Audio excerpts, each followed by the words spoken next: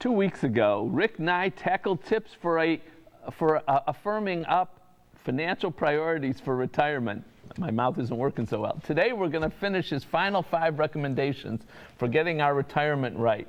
Rick's the CEO and president of Nye Financial Group. Thanks for joining us, Rick. Absolutely. Okay, so on your last visit here, we talked about a number of things. Making sure we had enough income to live on, being prepared for emergencies, handling all of our legal concerns, making sure our spouse would have enough money if we go first, and making sure we protected enough money from the ups and downs of the stock market.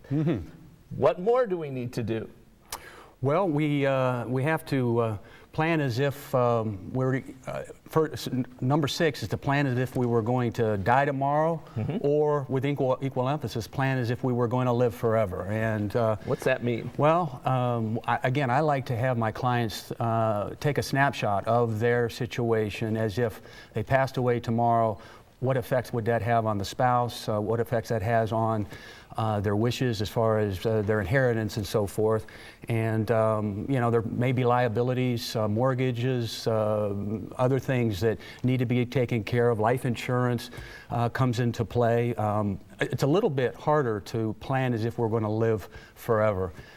Because obviously I would think you'd need a little more money that way. That's right. And one of the greatest fears that retirees have is outliving their assets. And so there needs to be, again, income is cash flow is king, as I mentioned in the earlier show, and it's important to establish income that is unaffected by market risk, and many times income that can be guaranteed for life. All right, let's take your 7th tip. This is, you can't, it actually expands on your earlier tip that you can't afford, that you can't afford to lose money, that you put aside some money. Right, well, identify the amount of money or assets that you can't afford to lose due to chronic illness. And that's very important because it's expensive. Long-term care can run anywhere from $6,000 to $9,000 a month, and it's important to address that. So you have to have something set aside for that. Exactly. All right. Tip number 8. We think we have enough money, but inflation can occur, and then we don't have enough money. Right, and how do you address that? Well, that's difficult, but there are certain investments that can help in inflationary times.